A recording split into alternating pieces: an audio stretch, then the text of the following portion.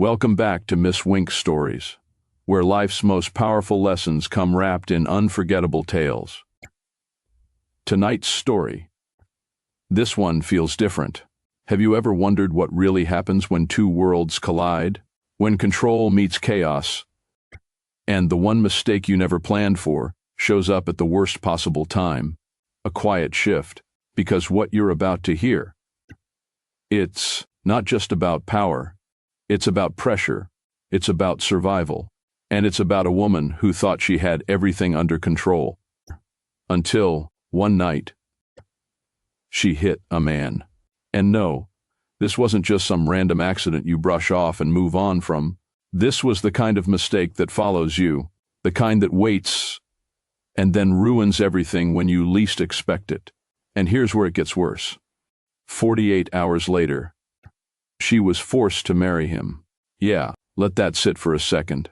So tell me, if everything you built, your name, your power, your future, was on the line, and the only way to save it was to marry a complete stranger, would you do it? Even if something about him didn't feel right, even if you had no idea who he really was, because she made that choice, and what she didn't know was that the man she thought had nothing was the one person who could take everything from her. But before we get into this, if you're already feeling the tension, go ahead and like this video. It helps more than you think, and I want you in the comments. Be honest. Would you marry a stranger to save everything you worked for? Stay with me, because this didn't go the way she expected. Rain slammed against the windshield in uneven bursts, loud enough to drown out everything else. Zuri Monroe tightened her grip on the steering wheel, eyes fixed ahead, but not really seeing the road. Her mind wasn't here. It was still in that boardroom. You've gotten too comfortable. Her jaw clenched. The wipers dragged across the glass again, too slow, too weak for the storm building around her. 48 hours. Her breath hitched slightly. Or we take everything. No, she muttered under her breath, shaking her head. No, you don't get to just... A sudden movement. Too fast. Too close. Her eyes snapped forward. A figure, right there. Wait. The sound came out sharp, barely formed. Then, impact. A dull, sickening thud against the front of the car. Silence followed. Not real silence. The kind that rings in your ears when your brain hasn't caught up yet. Zuri's hands froze on the wheel. Her chest rose once, twice, then, oh my God. The words broke out of her as she fumbled with the door, nearly slipping as she rushed out into the rain. No, no, no. Her heels hit the pavement hard, uneven, as she ran around the front of the car, and saw him lying there, still, rain soaking through his clothes, pooling around him. Zuri dropped to her knees instantly, hands hovering over his body like she didn't know where to touch. Hey, can you hear me? Her voice trembled, despite her trying to steady it. Please, don't do this right now. Her fingers moved to his face, brushing damp hair away, searching for something, anything. Open your eyes. Come on. Nothing. Her breathing quickened. Too fast. Too shallow. This can't happen right now. Her gaze darted around the empty street, panic rising sharp in her chest. No police. No reports. No headlines. Her voice dropped into a whisper, almost like she was trying to convince herself, not tonight. Her hand pressed lightly against his neck. Pulse. There. Weak. But there. Oh, thank God. Her shoulders dropped slightly. But the fear didn't leave. Not even close. She looked at him again. Really looked this time. And something about it made her pause. He didn't look. Broken. No blood spreading across the pavement. No visible damage that matched the sound she heard. Just unconscious. Still. And her brows pulled together slightly. You don't look like you belong out here. The words slipped out before she could stop them. Even like this. Soaked. Unmoving. There was something about him, sharp features, a presence that didn't match the worn clothes clinging to him. Zuri swallowed, hard, This wasn't just a problem. This was a situation, a dangerous one. Her mind started moving, fast now, too fast. If this got out, if anyone connected this to her, her name, her company, the board, everything would collapse in seconds. She pulled her hand back slightly, staring at him like the weight of it all just landed at once. I can't. A small shake of her head. I can't let this destroy me. The rain kept falling, relentless, pressing, forcing a decision. Zuri inhaled sharply, then reached for her phone with unsteady fingers. Her screen lit up. One name. She pressed it immediately. It rang once, twice. Dr. Halston. His voice came through, calm, unaware. Zuri didn't waste a second. I need you at my place. Now. A pause on the other end. Concern creeping in. Zuri. What? No questions. Her voice cut through, firm, but tight underneath. Just come. Another beat. All right, I'm on my way. She ended the call without another word. Then, slowly, she looked back down at the man, rain sliding across his face, unmoving, unknown. You picked the worst possible night, she murmured quietly. Her voice wasn't angry. It was something else, something closer to fear. For a moment, Zuri didn't move. The rain kept falling, steady, almost mocking the stillness between them. Her phone was still in her hand, screen dimming, then going dark. She looked down at him again. Unconscious, breathing, alive, good. That meant this could still be handled, controlled. Her gaze lifted slowly, scanning the street. Empty, no headlights approaching, no curious onlookers, no witnesses, just her and him. Okay, the word came out low, more like she was steadying herself than deciding anything. Her mind began lining things up, fast, precise, almost automatic. Hospital? No. Too many records. Too many questions. Police? Absolutely not. Reports, statements, media. Her name would be everywhere before sunrise. Zuri exhaled slowly, then shook her head. No, we're not doing that. Her voice was firmer now, decided. She leaned closer again, studying his face like she was trying to solve something. No ID, no phone. Her fingers checked quickly, pockets, jacket, nothing. Her brows pulled together. No one's looking for you. A pause. Something about that realization settled differently, not relief. Opportunity. Zuri straightened slightly, her expression shifting. Less panic now. More focus. If you wake up in a hospital, this becomes a story. Her eyes narrowed, just a little, and I can't afford stories right now. The word sat between them. Heavy, final. Another quick glance down the street. Still empty. Good. She stood abruptly, moving with purpose now, already dialing again. Marcus, she said the second the line connected. Bring the car around. Back entrance. A beat. Now. She ended the call before he could ask anything, then turned back to him. For a second, just one, she hesitated. Not because she didn't know what to do, but because she knew exactly what this meant. Taking him with her. That was a choice she couldn't undo. Zuri inhaled slowly, then crouched again, her voice quieter this time. You're coming with me. Not a question. Not even uncertainty. Just decision. She adjusted her grip carefully, trying not to worsen whatever injury he had, her movements more gentle than her tone suggested. Easy, easy. Her breath hitched slightly as she struggled to lift him. He was heavier than he looked. Seriously. A faint, almost disbelieving sound slipped out of her. You had to be this tall too? But she didn't stop, didn't slow down. By the time Marcus pulled up through the back, Zuri was already at the curb, soaked, focused, unreadable. The door opened quickly. Marcus stepped out, confusion clear on his face. Ms. Monroe, what? Help me. That was all she said. No explanation, no room for questions. He froze for half a second, then nodded. Yes, ma'am. Together, they lifted him into the back seat. Careful, quick, efficient. Zuri slid in right after, pulling the door shut. Drive. The car moved instantly. The city lights blurred past the window. Streaking through the rain, Zuri sat still, her gaze fixed ahead, but her thoughts were racing again. Too many angles, too many risks, too much at stake. Then, she glanced to her side, at him, unconscious, quiet, unaware of the storm he had just been pulled into. Her jaw tightened slightly.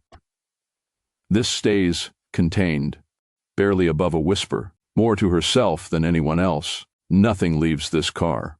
Marcus nodded from the front. Yes, ma'am. Zuri leaned back slowly, closing her eyes for just a second. Not to rest, just to think, because whatever happened next, it had to be perfect. The room was quiet, but not in a calm way. It was the kind of quiet that pressed in on you, heavy, calculated. Zuri Monroe sat at the head of the table, posture straight, expression composed, but her fingers rested too still against the polished surface, like she was holding something back. Across from her, the board members watched, not casually, not respectfully. They watched like they were waiting. One of them leaned back in his chair, adjusting his cufflinks with slow precision before finally speaking. You've built something impressive, Zuri. His tone was smooth, measured, and we've all benefited from that. A faint pause. Zuri didn't respond. She just looked at him, waiting. He smiled slightly, tilting his head, but lately, we've noticed a shift. Her voice came out cool. Say what you actually mean. A few glances passed between them. Then, we think you've gotten too comfortable. There it was. Direct. Zuri let out a quiet breath through her nose, her gaze sharpening just a fraction. Comfortable? She leaned back slightly, crossing her arms. You mean successful. The man's smile didn't move. We mean difficult to guide. A subtle emphasis on the last word. Zuri's eyes flickered, just for a second, then steadied. You don't guide me, she said flatly. You invest. There's a difference. Another board member spoke up, his tone lighter, but the edge underneath was clear. And yet, here we are. A document slid across the table, clean, prepared, waiting. Zuri didn't touch it immediately. Her gaze dropped to it, then lifted again. What is this? The first man leaned forward slightly, resting his hands together. A solution. A pause. Zuri picked up the document slowly, her movements controlled. Her eyes scanned the first page, then the second, and something in her expression shifted. Not dramatically, but enough. This is a vote. Majority already secured, he replied. Of course it was. Her grip on the paper tightened, just slightly. You're removing me. Not removing, he corrected smoothly. Repositioning. A faint, humorless breath left her.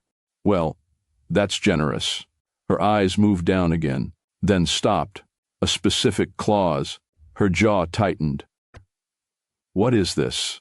The room didn't answer immediately, which told her everything. She looked up slowly. Say it. This time another voice responded, colder, less polished. You need stability. Zuri's brows drew together slightly. Stability? A public image that aligns with long-term trust. A pause, then marriage. The word sat there, sharp, deliberate. Zuri blinked once. You're joking. No one laughed. Her gaze moved from one face to another, searching, finding nothing. You want me to get married, so you can keep control of my company? It's not about control, the first man said calmly. It's about structure. Zuri let out a quiet, disbelieving sound. Well, that's convenient. Her voice dropped lower now, dangerously calm. And if I don't? That was the question. The real one. The room stilled. Then, you have 48 hours. Her eyes locked onto his. 48 hours to what? To present a legally binding marriage. A beat. Or, we proceed with the transition. Silence. Zuri didn't move, didn't blink, just stared at him like she was making sure she heard that correctly. You're trying to force me into a marriage. No, he replied evenly. We're giving you an option. Something in her expression cracked.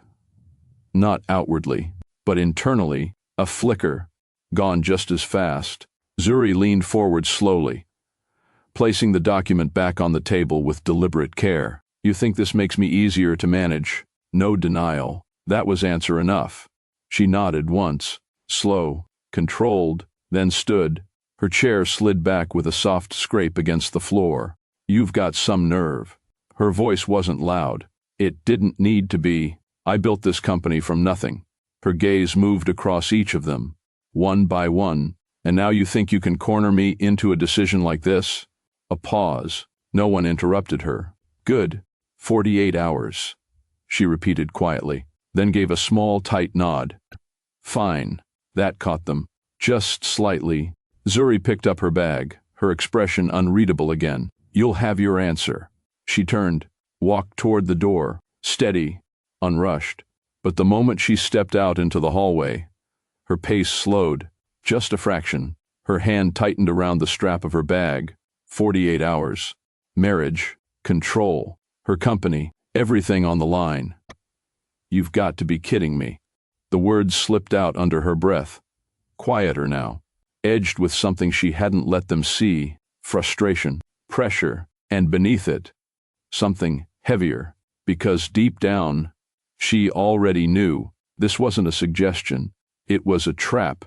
The room was quiet, not empty, just still, the kind of stillness that settles after everything has already gone wrong.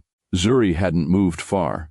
She stood near the edge of the room, arms loosely crossed, her gaze fixed on him like she was waiting for something. Anything. To change. For a moment, nothing did. Then, a shift. Subtle, barely noticeable. His fingers moved first, just a slight twitch against the sheets. Zuri's eyes narrowed a fraction.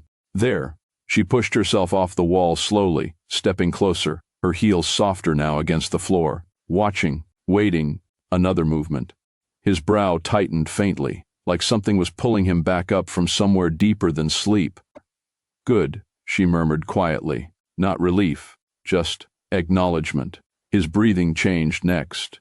Heavier, uneven. And then, his eyes opened, slow, unfocused. The ceiling came into view first. Then the light. Then, he turned his head slightly and saw her, Zuri Monroe, standing there, still, composed, watching him like she was already 3 steps ahead.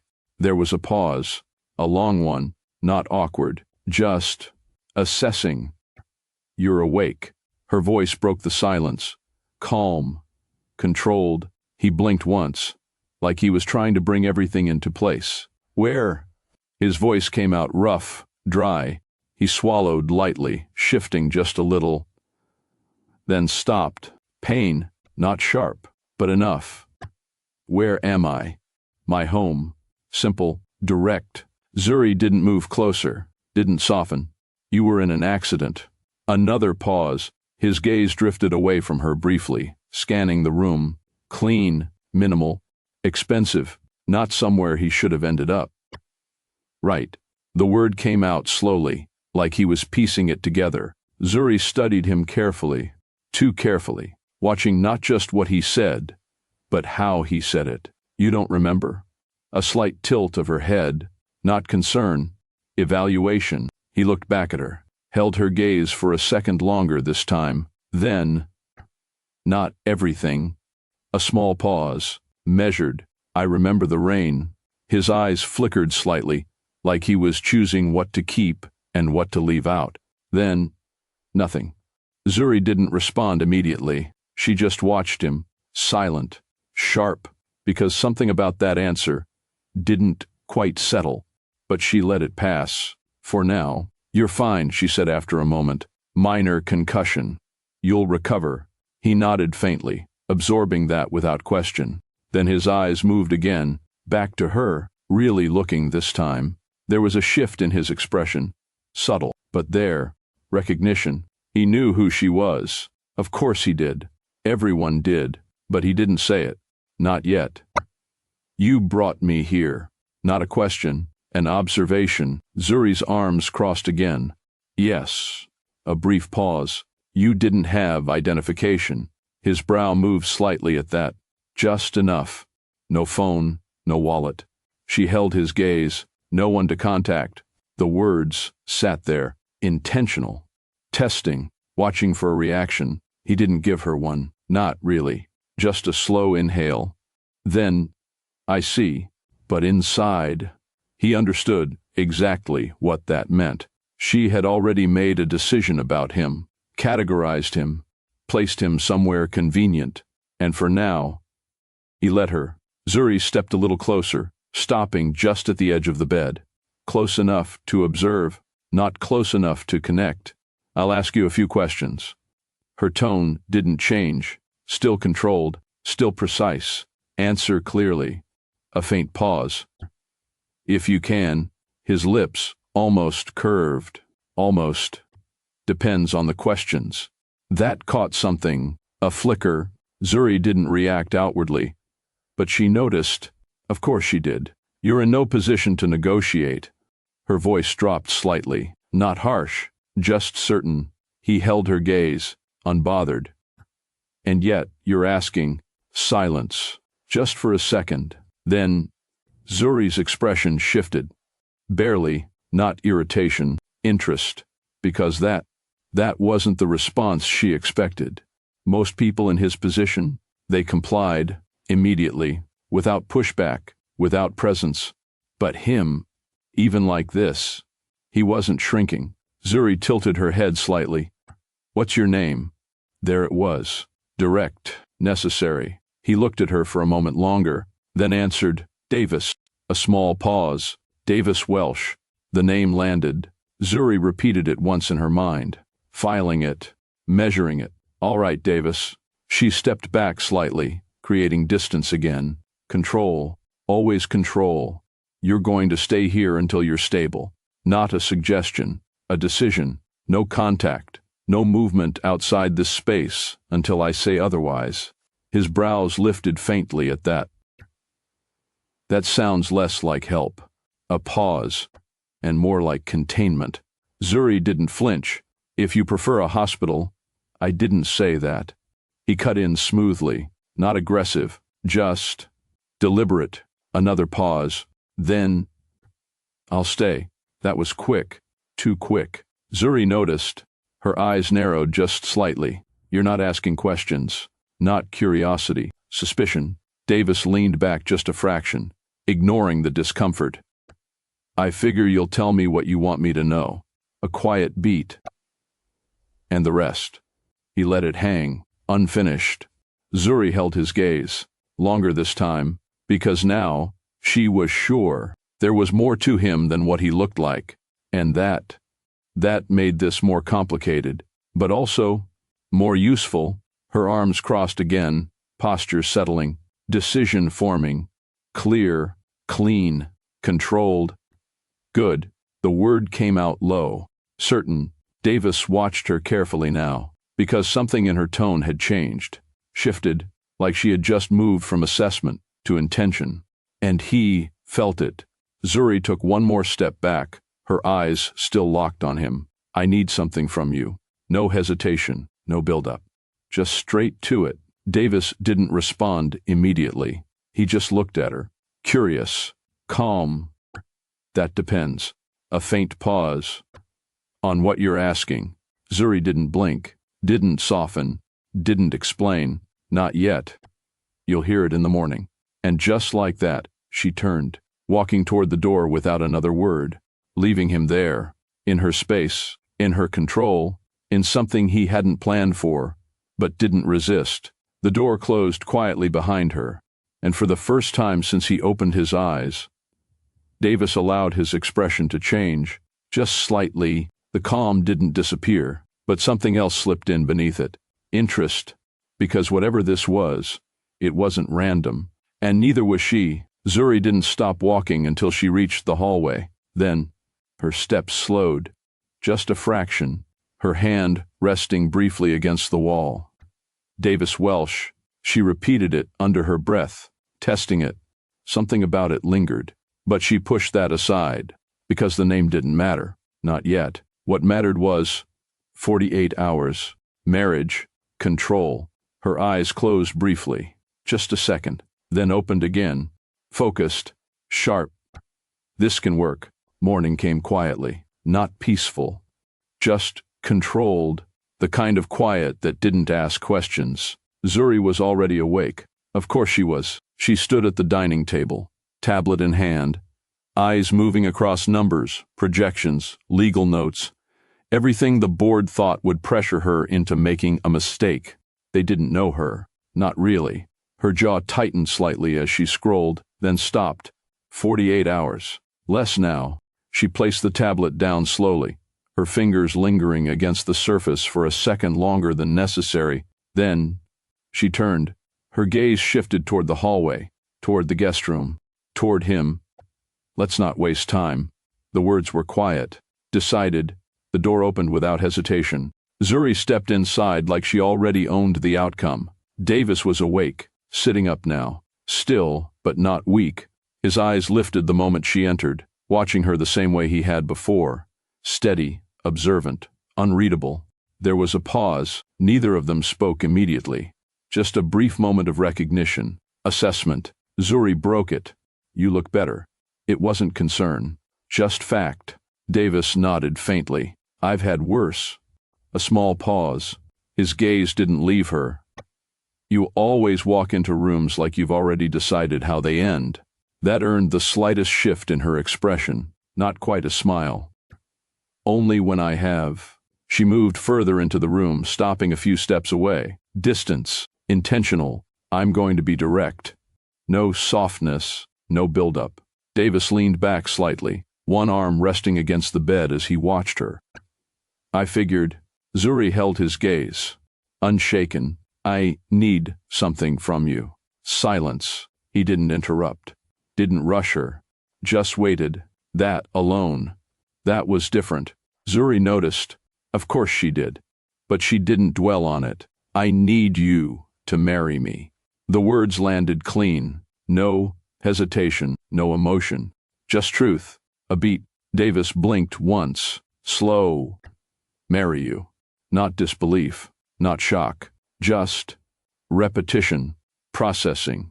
Zuri didn't explain immediately. She let the silence sit. Let him catch up. It's a legal arrangement, she added after a moment. Temporary. Her tone stayed level. You'll be compensated. Fully taken care of.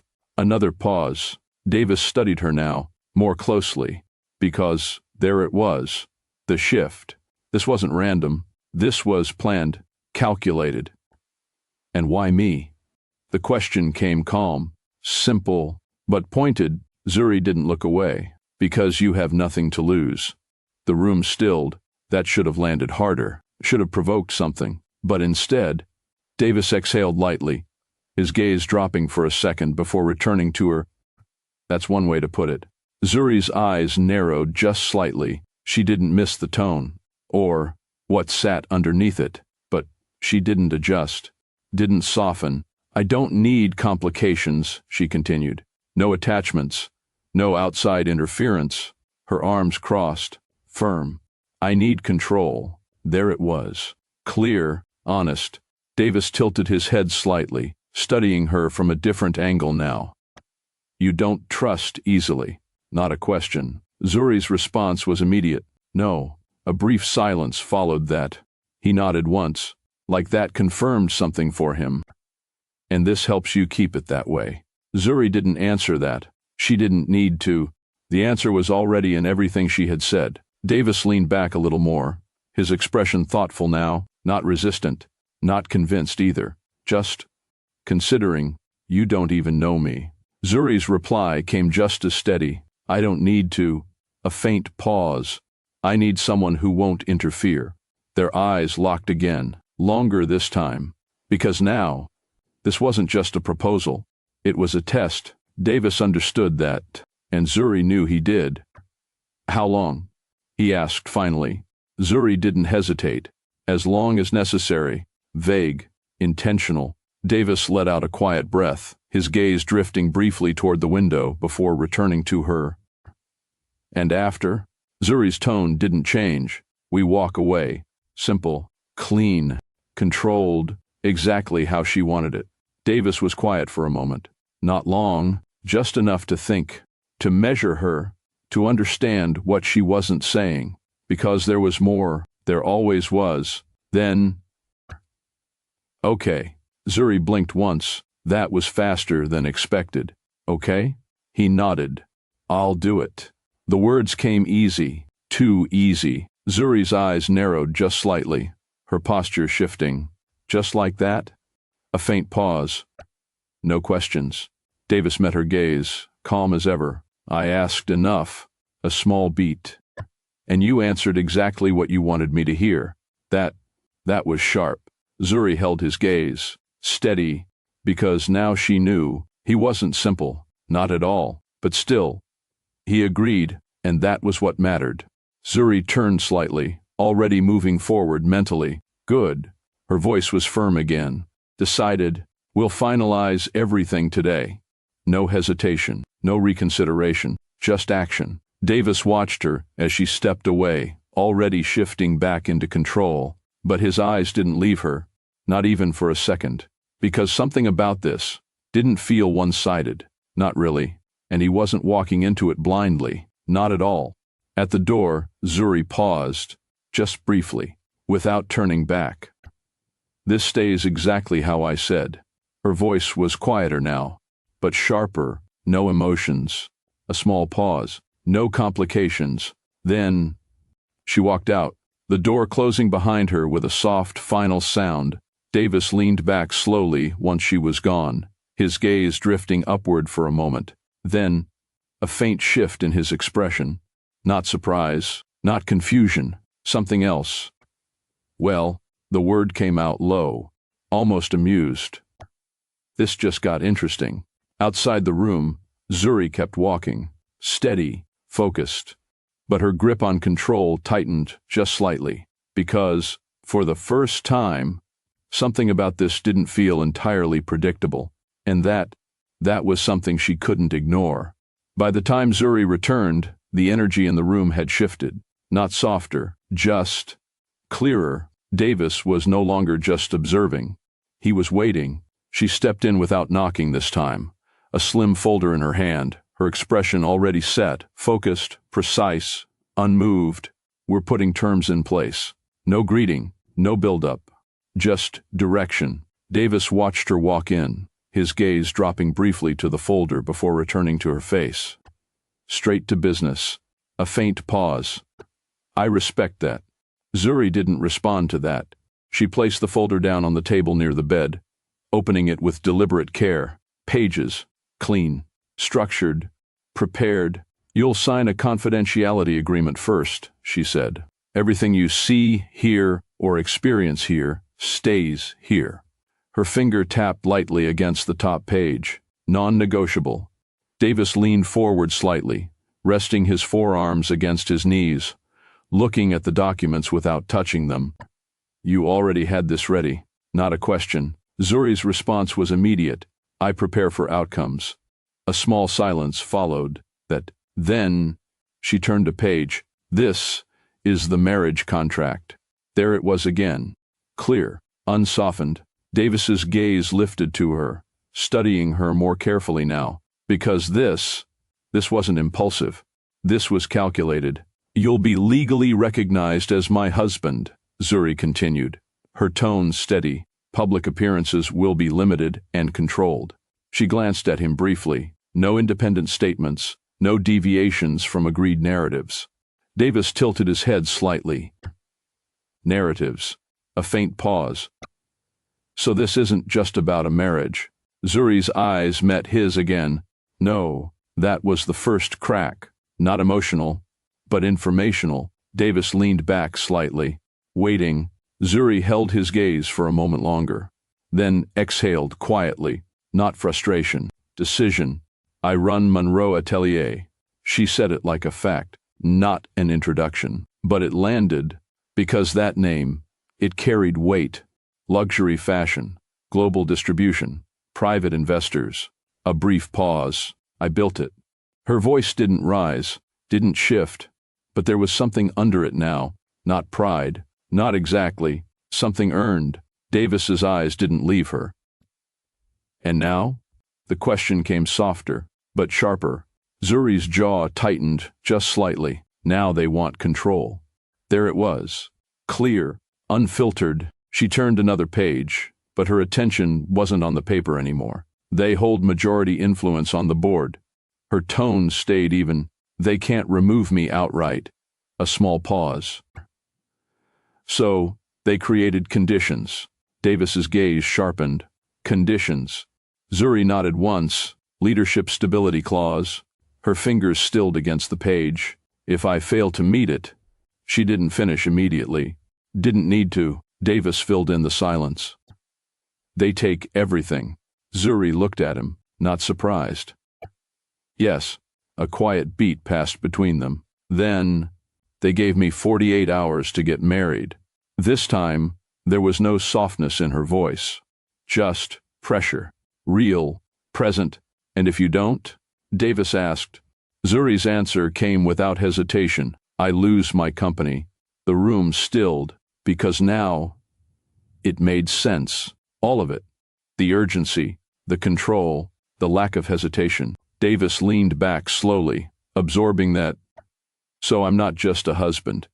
A faint pause. I'm leverage. Zuri didn't deny it.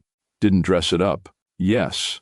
The honesty sat heavy, but it wasn't cruel. It was necessary. Davis let out a quiet breath, his gaze drifting for a moment before returning to her. And you chose me because... No ties, she cut in.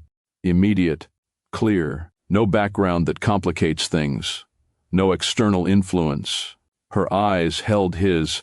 You don't disrupt the structure. You fit. That word lingered. Davis's expression didn't change much, but something in his eyes did. Not offense, not quite, just awareness. Convenient. Zuri didn't flinch. Effective. Another silence. Short, measured. Then, Davis leaned forward again, this time reaching for the contract, not signing, just looking, scanning, understanding. You really thought this through. Zuri's response was quiet.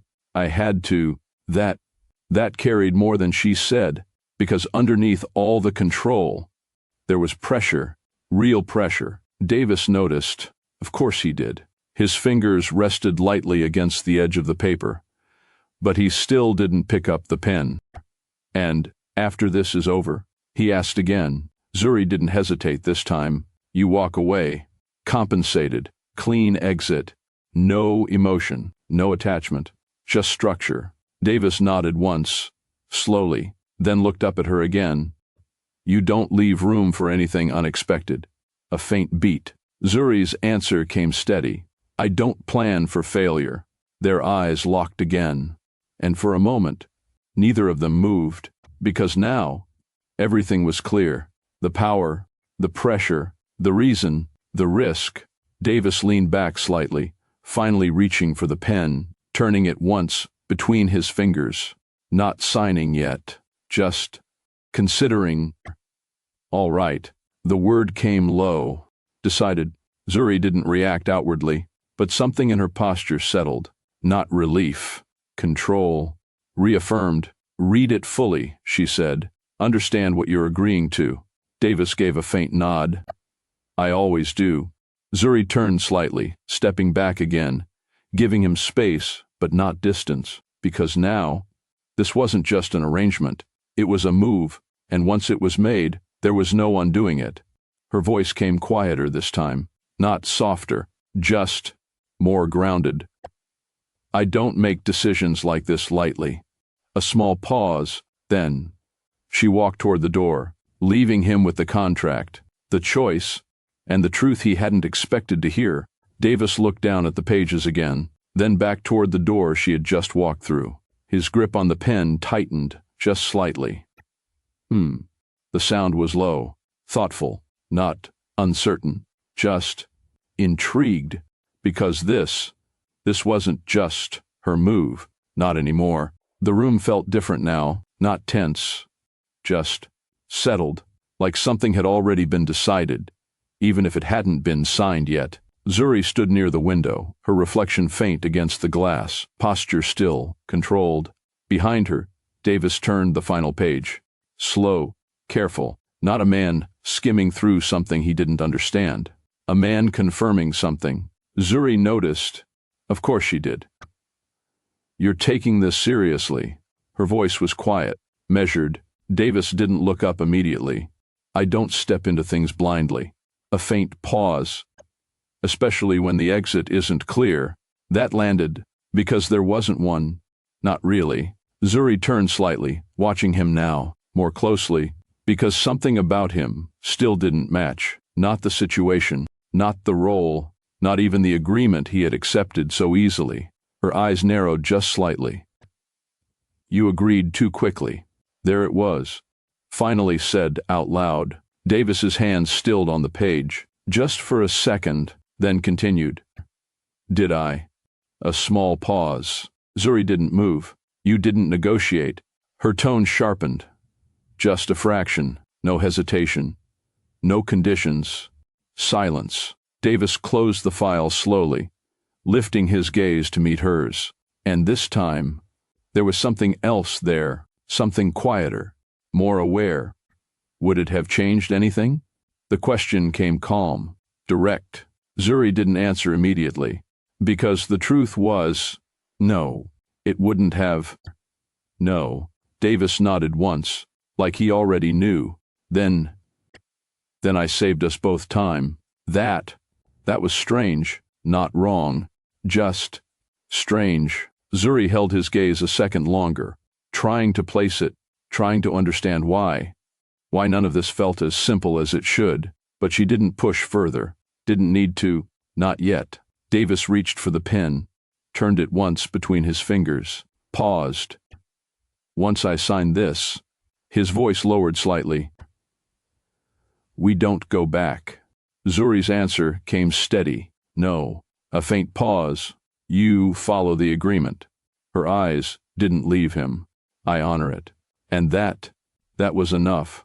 He signed. Clean, deliberate, final. The sound was soft, but something about it lingered longer than it should have. Zuri stepped forward, closing the folder with precision. It's done. Davis leaned back slightly, watching her. Just like that. A small pause. I'm your husband. Zuri didn't react. Legally. Controlled. Sharp. Davis's gaze stayed on her. Longer than before, because now he wasn't just looking at her as the woman who hit him, or the woman who made an offer. He was looking at her as his wife, and she didn't even realize what that meant yet. Zuri turned away first. Of course she did. But as she reached the door, she slowed, just a fraction. You agreed too easily. This time, softer, more to herself than to him. Behind her, Davis leaned back slightly, watching her without interruption. The sound was low, thoughtful, almost amused, because the real question wasn't why he agreed. It was why he wanted to, and right here, you can't help but wonder, why did he agree so easily? The contract was signed, the structure was set, but the reality of it, that was just beginning. Zuri didn't slow down. Marcus, her voice was sharp, already moving into execution. I need wardrobe arrangements. Today, she walked through the space like nothing had shifted, like everything was still exactly where she wanted it. But behind her, it wasn't. When she stepped back into the room, Davis was already watching her, not openly, not obviously, but enough to notice the way she moved, the way she controlled everything around her, except the one thing she hadn't accounted for. Him were setting boundaries. Her tone didn't change, still precise, still structured. Davis tilted his head slightly. I was waiting for that. Zuri stepped closer, same distance, same control. You'll move into the master suite. A pause. I'll remain there as well. Davis's brows lifted faintly. That's a bold level of trust. Zuri didn't react. It's not trust. It's necessity. Their eyes met, and for a second, something shifted. Not obvious, not dramatic. Just there. You'll be seen with me, Zuri continued. Public appearances will be controlled. Davis leaned back slightly. And privately? A small pause. Zuri answered, without hesitation. We coexist. Clean, clear, safe, but Davis didn't look convinced. Not entirely. That sounds simple. A faint pause. But it doesn't feel like it will be. Zuri's gaze held his steady. It will be. Silence, but not empty. Not anymore. Zuri turned slightly, moving toward the wardrobe. Your current appearance won't work. She didn't look at him. It changes today. Davis glanced down at himself, then back at her. I figured that part was temporary. Zuri closed the wardrobe. You reflect me now. That landed differently, and this time, he felt it. Zuri stepped back toward the door. This only works if we keep it exactly as it is. Her voice lowered slightly. No emotions. A pause. No complications. Davis watched her, really watched her now. You believe that? Not a question. Zuri didn't answer. Didn't need to. She reached for the door. Then, he spoke again. What happens when that stops being true? A beat. Zuri stilled, just for a second, barely noticeable. Then, it won't. She left. The door closed. Davis leaned back slowly, exhaling under his breath. Well, a faint pause. This should be interesting. And if this already feels intense, just wait. Go ahead and subscribe so you don't miss what's coming next. Because this arrangement, it's already starting to shift. And neither of them sees how far it's about to go. The courthouse was quiet, not empty, just indifferent. Zuri stood at the front desk, posture straight, expression composed, every detail of her appearance controlled down to the smallest fold of fabric. Davis stood beside her, not close, not distant, just there, like he belonged, but hadn't decided what that meant yet. Names? The clerk didn't look up immediately. Zuri answered first, Zuri Monroe. A brief pause. Then, Davis Welsh. His voice came steady, unrushed. The clerk nodded, fingers moving across the keyboard, barely sparing them a glance. No recognition, no curiosity, just process, which was exactly what Zuri wanted. No attention, no noise, no story. Sign here. The paper slid forward. Clean, official, binding. Zuri picked up the pen without hesitation. Of course she did. Her signature was quick, practiced, like she had signed 1,000 documents before this. But this one carried something different. Not emotion, weight. She stepped aside. Davis took her place. He didn't sign immediately, not out of doubt, just awareness. His gaze lingered on the paper for a second longer. Then, he signed just like that. Congratulations. The word sounded routine, flat, meaningless. But it landed anyway, because now it was real. Zuri turned slightly, already moving forward. Let's go. No pause. No acknowledgement of what just happened. Just transition. Outside, the city moved like nothing had changed.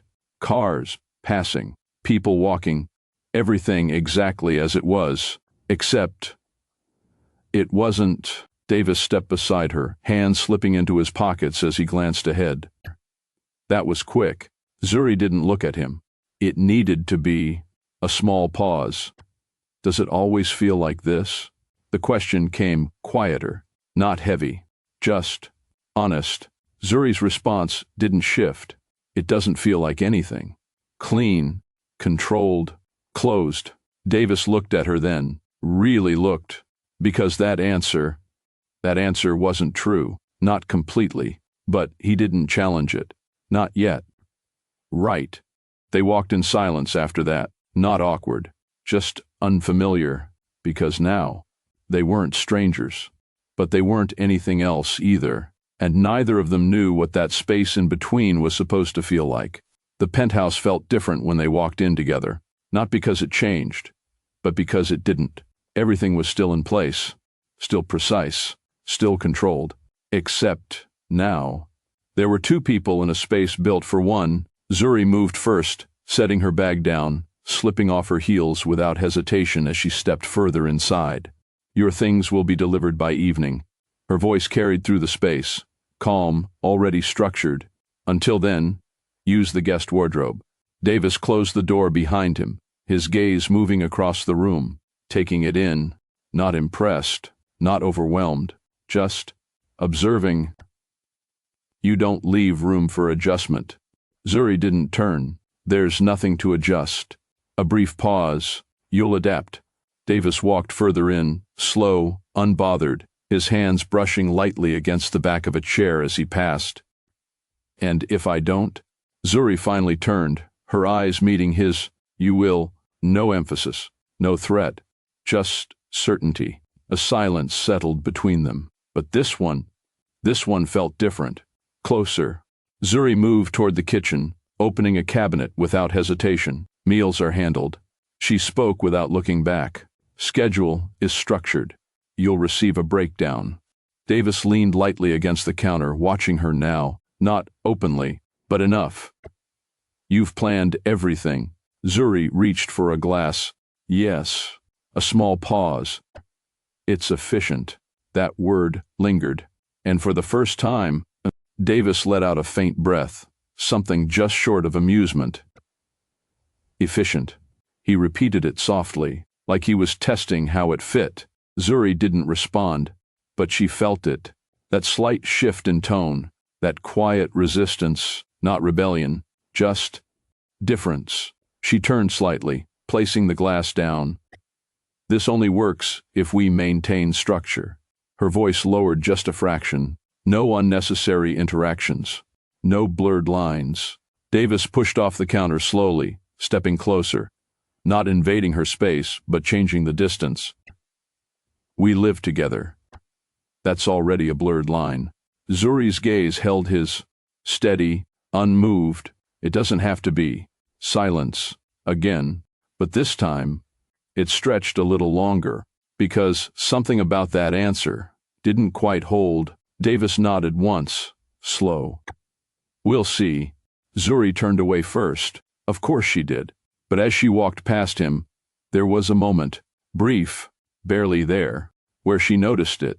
The way he stood, the way he didn't shift, didn't react, didn't try to fit into the space the way she expected. And for the first time, she registered it. Not consciously, not fully, but enough. Davis watched her walk away, his expression unreadable. Because this wasn't just her world anymore. And whether she realized it or not, things were already beginning to shift. The first night passed without incident. No conflict. No conversation beyond what was necessary. Just silence. Structured. Expected. Zuri was already awake before sunrise. Of course she was. Her routine didn't change. It couldn't. Not now. Not with everything still hanging over her. She moved through the penthouse with quiet precision, tablet in hand, reviewing schedules, adjusting meetings, tightening every loose edge the board might try to pull at. Control. That was how she stayed ahead. She didn't hear him at first. Not the footsteps, not the movement, just presence, subtle, unannounced. Zuri's fingers paused mid-scroll, her gaze lifting slightly, leaning lightly against the far side of the room, arms relaxed, watching her, not intrusively, not obviously, just there, observing. You're up early. Her voice didn't shift, still controlled, still distant. Davis gave a small nod. Couldn't sleep. New environment. Zuri hummed softly, already looking back down at her tablet. Get used to it. But she felt it. That awareness, the way his eyes followed movement instead of reacting to it, the way he didn't interrupt, didn't ask unnecessary questions, didn't try to fill silence. Most people did. They talked. They tried to impress, to explain, to belong. He didn't. Zuri's steps slowed just slightly as she moved toward the kitchen. Not enough to be obvious, just enough to notice, because something about him didn't fit. Davis pushed off the wall, moving casually now, his hands brushing lightly against the counter as he passed. His gaze flicked briefly to the tablet in her hand, then back to her. Busy morning. Zuri didn't look up. They're all busy. A pause. You'll adapt. Davis didn't respond immediately. He just watched her for a second longer. Then, You always speak in outcomes. That caught something. Small, but there. Zuri's eyes lifted. I speak in certainty. Their gazes met, and held. A beat passed, then another, before Zuri turned away first. Of course she did. But this time, there was something under it, awareness, because now she knew he wasn't just present. He was paying attention, and she didn't know why. But that mattered. Zuri didn't ask for coffee. She never did. It was already part of her routine. Measured, timed, exact. When she stepped into the kitchen, it was already there.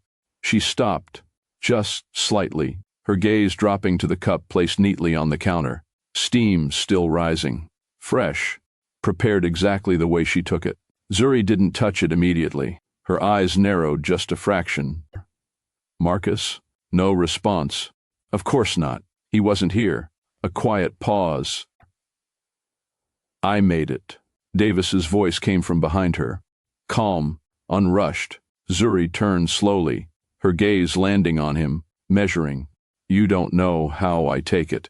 Davis didn't move, didn't defend, just held her gaze. No sugar. A faint pause. Low milk. Another beat. Strong. Silence. Zuri looked back at the cup, then at him. You guessed. Not a question, a statement.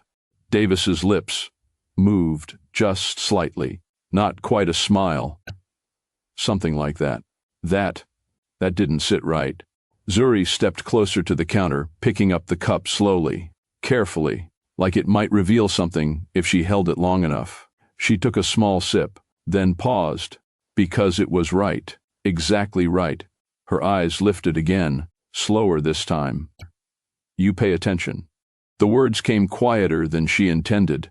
Davis shrugged lightly. Details matter. A small silence followed that, but it wasn't empty. Not anymore. Zuri set the cup down carefully, not because she didn't want it, but because she was thinking now, more than she should be. You shouldn't. Her voice steadied again. Controlled. You're here to follow structure, not create your own. Davis leaned slightly against the counter, his gaze steady on her. It's just coffee. A faint pause. Not a disruption. Zuri held his gaze, longer than necessary, because it wasn't about the coffee, and they both knew it. Don't make assumptions. Her tone sharpened slightly. About me. About my routine. About anything outside this arrangement.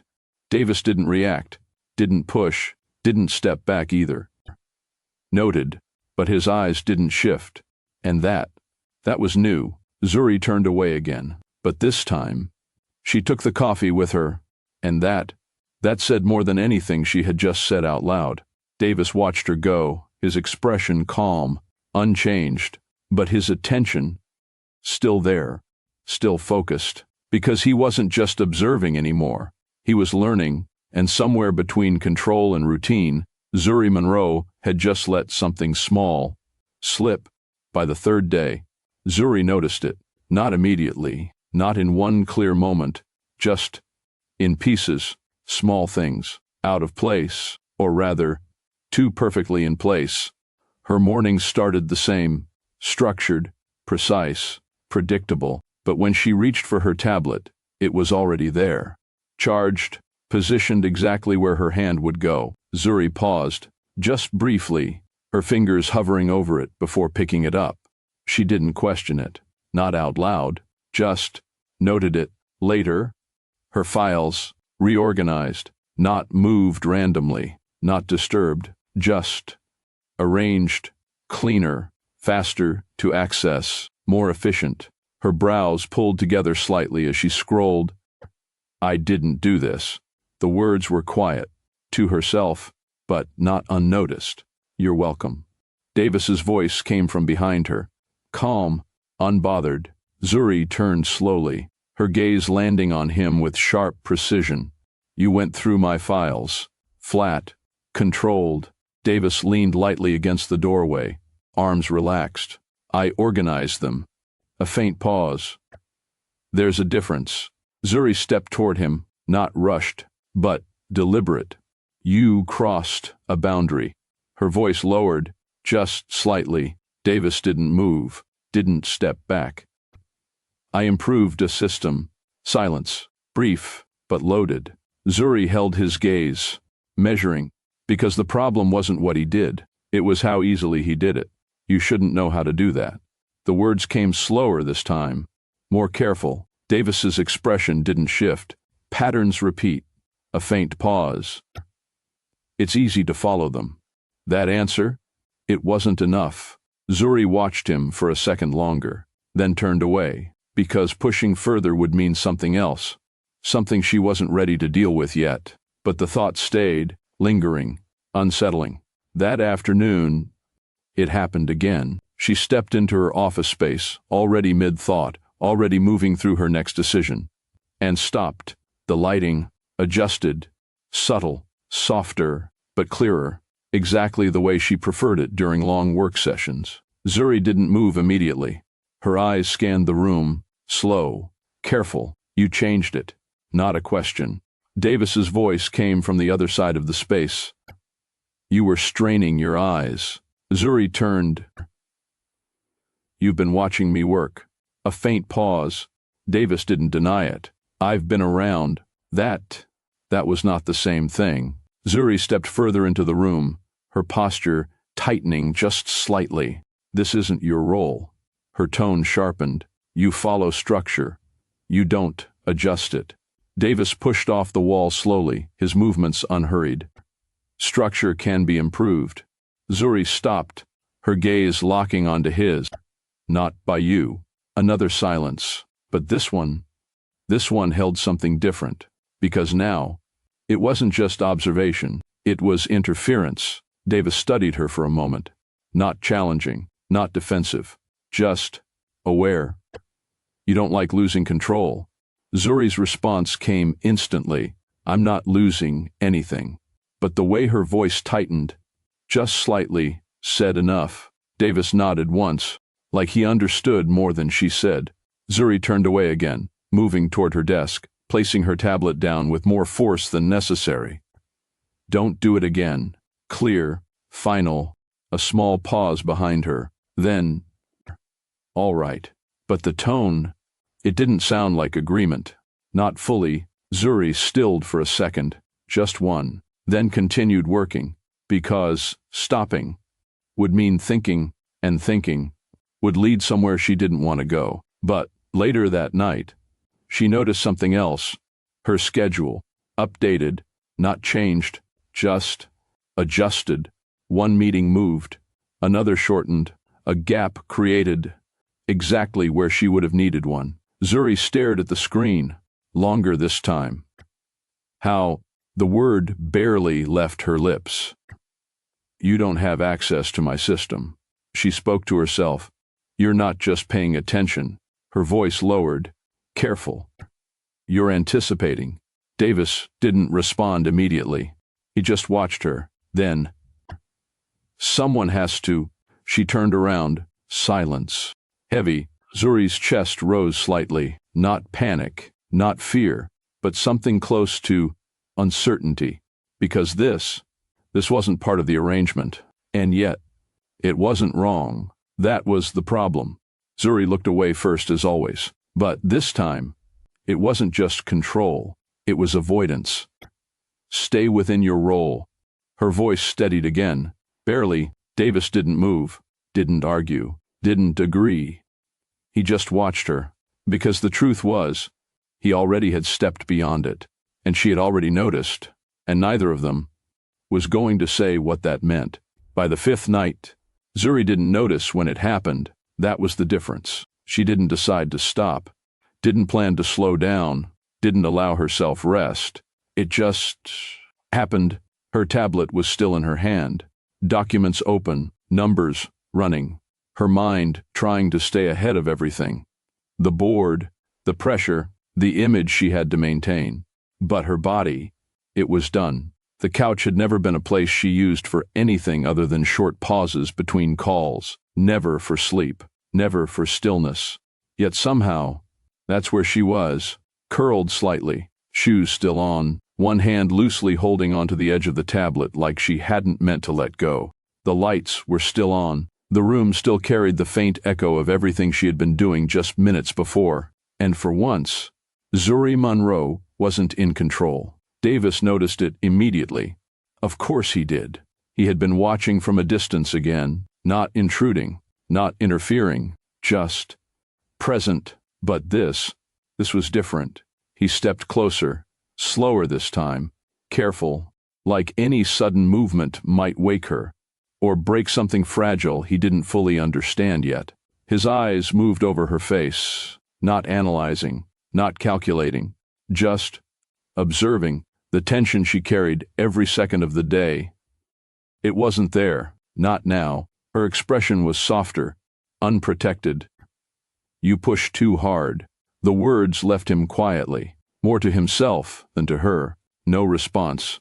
Of course not. Davis glanced briefly toward the hallway, then back at her, still unaware. He reached for the throw blanket draped over the arm of the couch, paused, just for a second, then moved closer. Careful. He placed it over her shoulders slowly, adjusting it just enough to keep her covered without waking her. Zuri shifted slightly, a small movement, barely there. Davis froze. Her breathing steadied again. She didn't wake. He exhaled quietly. Right. But he didn't move away immediately. His gaze lingered, longer than it should have, because this version of her was not the one he had been dealing with. And for the first time, he wasn't studying her as a problem to understand. He was just looking. Zuri stirred, slowly, like she was being pulled back from somewhere she hadn't intended to go. Her fingers shifted slightly against the couch. Then, her eyes opened, half-lidded, unfocused at first. The room came back in pieces, the light, the silence, the weight of the blanket around her shoulders. Then, Davis stood there, closer than usual. Still, Zuri blinked once, then again, trying to place the moment, trying to regain control, but it wasn't immediate. "What time is it?" Her voice came out softer than usual, rough at the edges. Davis glanced at the clock briefly. Late. A small pause. "You fell asleep."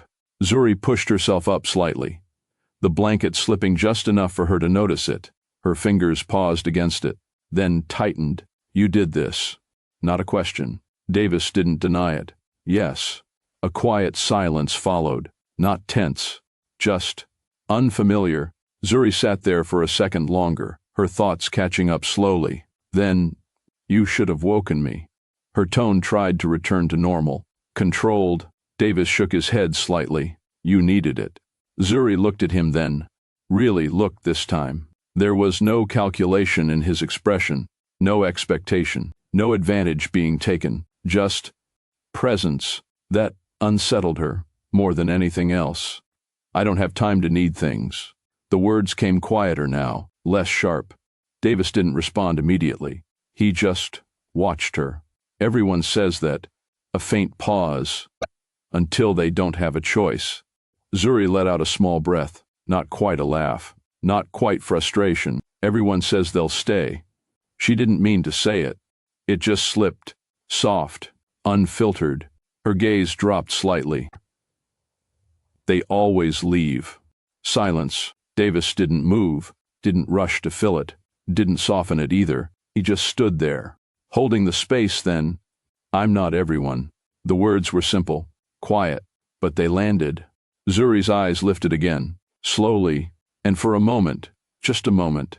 There was no control, no structure, no distance, just a crack, small, but real. She looked away first. Of course she did, but this time, it took effort. "This doesn't change anything." Her voice steadied again. "Barely." Davis nodded once. "It doesn't have to." Zuri adjusted the blanket slightly before pushing it off her shoulders completely, standing up like movement alone could reset everything.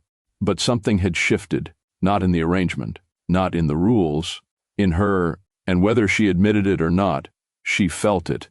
Because, for the first time, she didn't feel like she was carrying everything alone. And that was new. If you're starting to feel something between them, drop a comment right now. Do you trust him yet? The next morning didn't feel the same. Nothing obvious had changed. The routine was still there. The structure still held, but something sat differently. Zuri stood at the counter, reviewing her schedule again, her posture as composed as ever, her expression giving nothing away. But her focus, it slipped, just slightly. You moved this meeting. Her voice was calm, but it carried a sharper edge than usual. Davis didn't look up immediately. He was seated across the room, flipping through a document like it belonged to him, like he had always been there. I adjusted it. A small pause. It overlapped with your investor call. Zuri's eyes narrowed. I was handling it. Davis finally looked up. You were stacking 3 things at once. You wouldn't have finished any of them properly. That wasn't wrong. Zuri held his gaze for a second longer. Then, you're not part of my decision-making process. Flat, controlled. Davis nodded once. I didn't say I was. Silence. Zuri looked back down at the tablet, but her fingers didn't move right away. Because this was becoming a pattern. He didn't argue, didn't push, didn't try to take control. He just adjusted things, quietly, accurately, and she was starting to notice. Zuri set the tablet down slowly, her gaze shifting back toward him. How do you know what works for me? The question came softer this time, less defensive, more curious. Davis leaned back slightly, his expression unreadable. You're consistent. A faint pause. You follow patterns. Zuri didn't respond immediately, because she did, and he had figured that out, too quickly. You've been watching me. Not accusation, just fact. Davis didn't deny it. I've been around. That answer again, simple, but not simple enough. Zuri held his gaze, longer than before, and for the first time, she didn't push it away. She just took it in, because, whatever this was, it wasn't random, and that was starting to matter. The shift didn't happen all at once. It came in pieces, small moments, easy to ignore, if she wanted to. But Zuri didn't ignore patterns. The next day she got a call from Marcus about a board meeting being held in her absence. She quickly got dressed and got to the office. The meeting wasn't scheduled. That was the first problem. Zuri stepped into the boardroom without slowing, her expression already set, her posture sharp, controlled, unshaken. But the moment she looked up, she knew they were all there, not just a few, all of them, waiting. This wasn't on my calendar. Her voice came clean, even. The man at the center leaned back slightly, fingers steepled. We didn't think you'd mind. Zuri didn't sit, not yet. Her gaze moved across the table, reading the room in seconds. Tension. Prepared, deliberate. Say what you need to say. A file slid across the table. Slow, intentional. Zuri looked down at it, didn't touch it immediately. You've made a decision, another voice added. Fast. Zuri's eyes lifted. Sharp, efficient. A faint smile passed between them, not impressed, not approving, calculated. We heard about the marriage. There it was. Zuri reached for the file this time, opening it without hesitation. Her eyes scanned the first page, then stopped. Images, dark, but clear enough. A street, rain, her car, and him. For a second, just a second, her breath caught. Then, control snapped back. Where did you get this?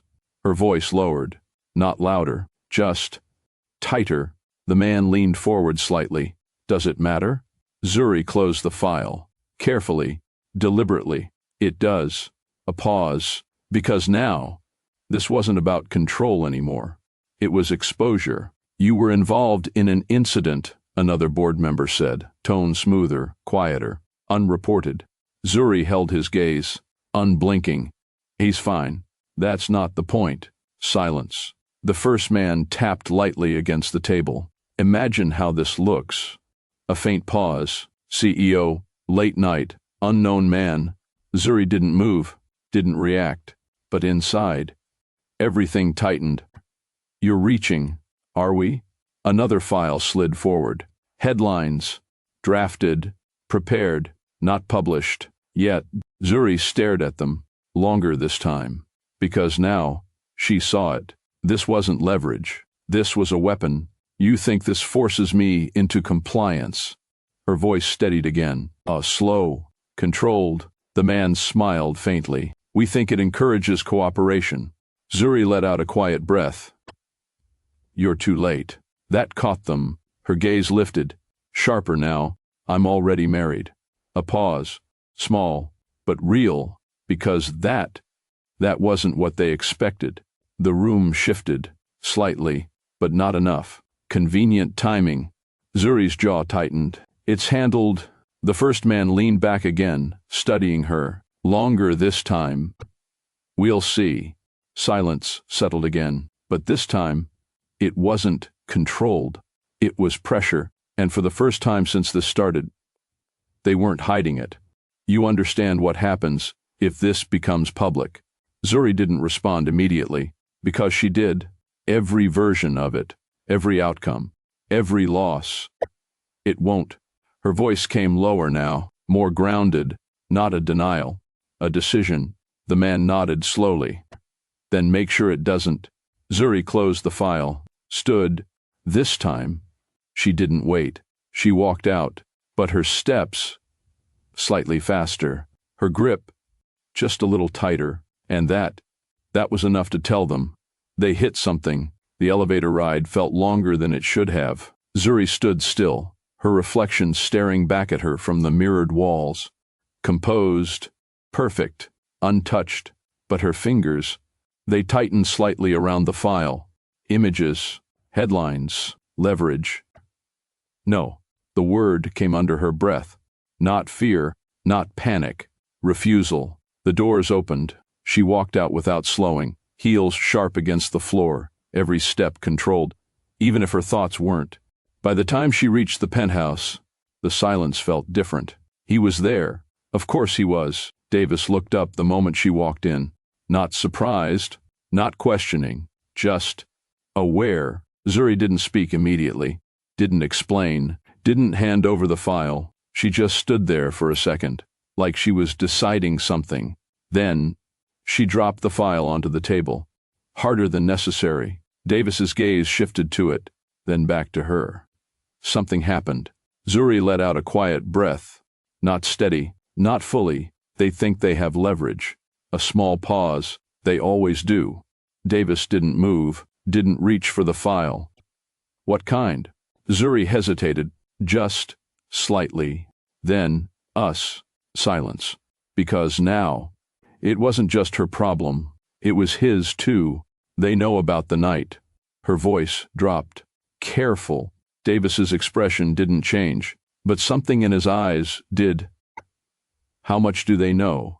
Zuri shook her head slightly. Enough. A pause. Then, they're preparing to use it. Davis exhaled quietly. Of course they are. Zuri looked at him then, really looked, not as the man in her space, not as the solution, but as part of the problem and part of the answer. This stays contained. Her voice steadied again. Davis nodded once. It will. Simple. Certain. Zuri held his gaze for a second longer, because something about that didn't sound like reassurance. It sounded like a promise, and she didn't know why, but she believed him. Just a little, she looked away. But this time, it wasn't avoidance. It was thought, because now, the situation had changed.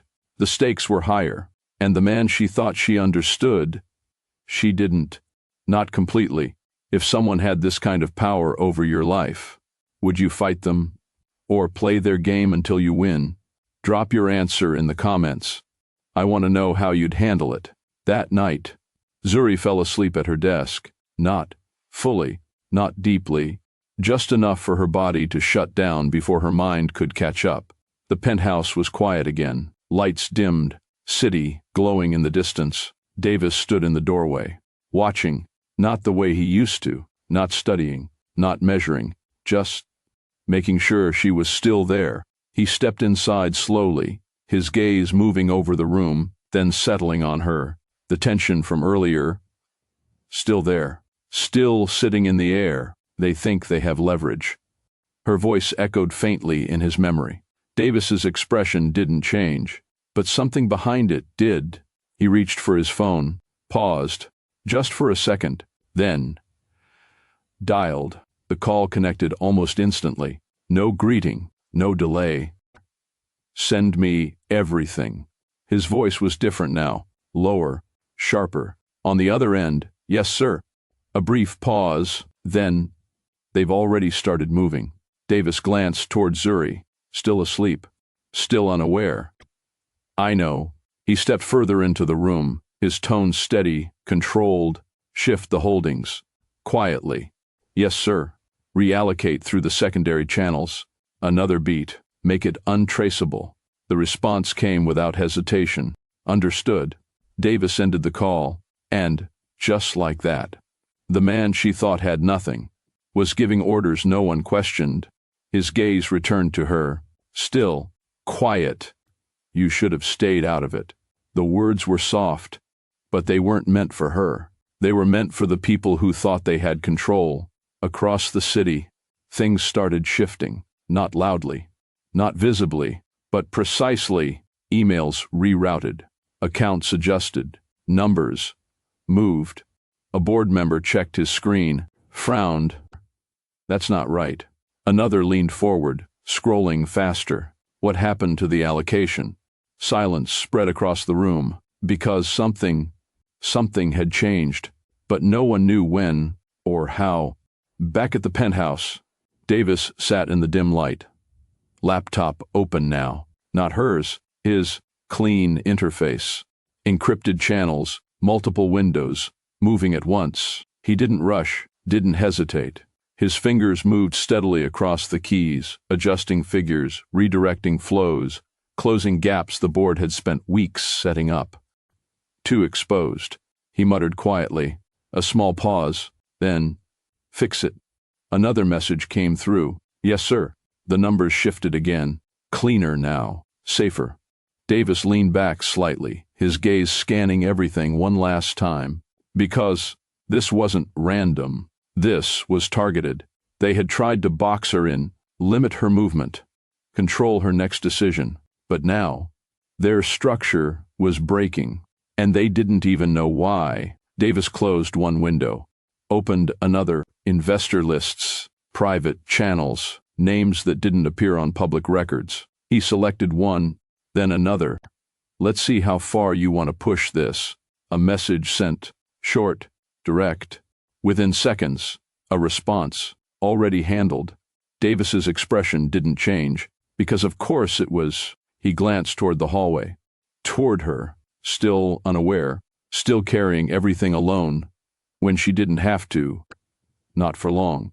The words came low, because while the board thought they were closing in, they had no idea. They were already losing, and the man they planned to use against her was the one dismantling them piece by piece. The next morning, nothing about him suggested power. That was the point. Davis stood by the window, sleeves rolled slightly, posture relaxed, like the city outside had nothing to do with him, like he didn't move through it in ways most people never could. Behind him, Zuri's voice carried from the other room, sharp, focused, controlled. "No, I want that handled before noon. I'm not repeating myself." Silence followed, then movement. Davis didn't turn, didn't interrupt, but his attention shifted, not to her words, to the weight behind them. His phone buzzed once in his hand. He glanced down. A name flashed across the screen. Not saved. Didn't need to be. He answered without hesitation. Yes. No greeting. No explanation. Just that. On the other end, a voice, lower, cautious. "They've started reallocating through external accounts, trying to mask the shift." Davis's gaze remained on the skyline. "They're late." A small pause. "Too late." Another voice joined the line. "We can shut it down completely." Davis exhaled quietly, not tired, not rushed, just certain. "No, let them move." Silence. Then, Sir? That word again.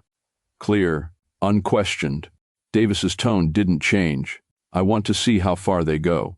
A pause, then softer. Then we take everything. The line went still for a second. Then, yes, Mr. Welsh. That name sat there, not hidden, not disguised, just unused until now. Davis ended the call, like it was nothing, like it didn't confirm exactly who he was, because the truth was, he wasn't reacting to the board. He was watching them, measuring, waiting, and when he moved, it wouldn't be small. It wouldn't be quiet. It would be final. He slipped the phone back into his pocket just as Zuri stepped into the room, her expression tight, focused, unaware. They're pushing harder. She didn't ask if he was listening. Didn't need to. Davis turned slightly, then pushed back. Simple. Zuri studied him for a second. You say that like it's easy. Davis held her gaze. It is. A pause. Just a small one. Zuri shook her head slightly. You don't understand how this works. Davis didn't argue, didn't correct her. He just said, maybe not, but something in the way he said it didn't sound like uncertainty. It sounded like restraint. Zuri, already moving, already planning, already carrying everything again, and behind her, Davis watched, because she still thought she was alone in this, and for now, he let her. By midday, things started breaking, not loudly, not visibly, but, where it mattered, a board member refreshed his screen again. That's not possible. Across the table, another leaned forward. What do you mean it's gone? The numbers didn't add up, because they weren't there anymore. Funds redirected, accounts closed, access denied, one by one. Clean, precise, untouchable. Who authorized this? No answer. Because no one in that room had, and that was the problem. Back at the penthouse, Davis sat with quiet focus, laptop open, multiple streams of data moving at once. He didn't rush, didn't hesitate. Every move calculated, every shift intentional. A message came through. They're trying to trace it. Davis leaned back slightly. Let them. A faint pause. They won't find anything. Another message. We've secured majority backing on the secondary line. Davis's eyes flicked briefly toward the hallway, toward her, still fighting something she couldn't see yet. Good. Hold it. Yes, sir. He closed one window, opened another. Investor names, silent partners, people who didn't show up in public records but moved markets without warning. He selected 2, then 3, messages sent. Short, direct, no explanation needed, within seconds. Responses, all set, already done, waiting on your signal. Davis's expression didn't change, but the shift was already happening. The board thought they were tightening control, closing gaps, forcing her hand, but what they didn't realize was that the ground beneath them had already moved, and they weren't standing where they thought they were anymore. Davis closed the laptop slowly, exhaled under his breath. You picked the wrong fight. The words were quiet, but absolute, because this was never about reacting. It was about positioning, and they had just walked into his. Across the room, Zuri re-entered, her energy still sharp, still focused, still unaware. They're trying to corner me. Her voice carried frustration now, controlled, but there. Davis looked up at her. Calm, unshaken. They won't. Zuri stopped, just slightly. You don't know that. Davis held her gaze, and for a second, something almost slipped. Not the truth, just the edge of it.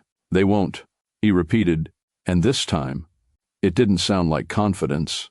It sounded like fact. Zuri studied him longer than before, because something about that didn't feel like reassurance. It felt like certainty, and she didn't know why, but it stayed with her, just enough to notice, not enough to understand. Yet, Zuri scanned the numbers again. Still wrong, not broken, just shifted. They're losing ground, she said, more focused than confused. That shouldn't be happening. Davis stayed quiet, watching, Zuri moved closer to the screen, scrolling fast. 2 of their external channels are gone. Funding routes cut. A pause. That wasn't me. She turned slightly, eyes narrowing. Did you do something? Davis didn't react. What would I do?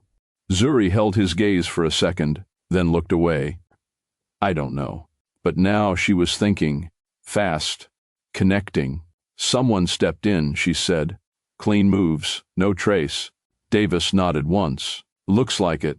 Zuri exhaled quietly, tension easing just a little. They're not hitting me anymore. A beat. They're being handled.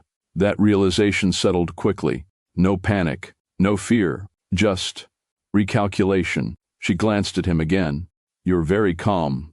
Davis met her eyes. No reason not to be.